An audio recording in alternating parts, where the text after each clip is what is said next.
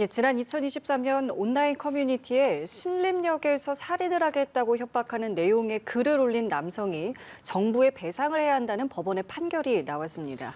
최근 허위 협박글이 잇따르고 있는 가운데 정부가 살인 예고글을 상대로 제기한 첫 손해배상 소송에서 승소한 건데요. 관련 내용 취재기자 연결해서 알아보겠습니다. 진기훈 기자. 네, 서울중앙지방법원은 법무부가 지난 2023년 신림역 살인 예고글을 올린 30대 남성 최모 씨에게 4,300여만 원을 배상하라고 낸 손해배상 소송에서 법무부의 손을 들어줬습니다. 최 씨에게 정부에 4,370만 원을 배상하라고 판결했는데요. 법무부가 청구한 배상 액수 전액을 인용한 겁니다. 최 씨는 지난 2023년 7월 한 온라인 커뮤니티에 신림역 2번 출구 앞에 칼을 들고 서 있다. 이제부터 사람을 죽이겠다는 내용의 글을 올렸습니다.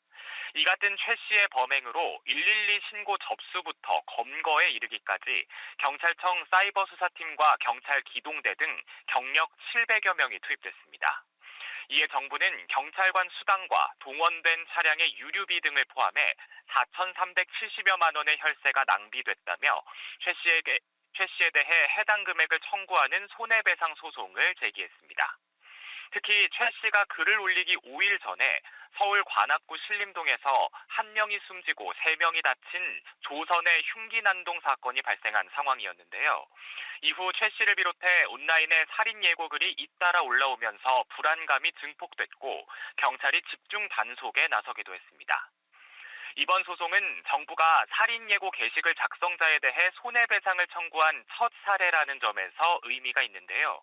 최근 폭발물 설치 등 허위 협박글이 이어지는 가운데 법원이 정부의 손을 들어주면서 향후 관련 대응과 재판에도 영향을 미칠 걸로 보입니다.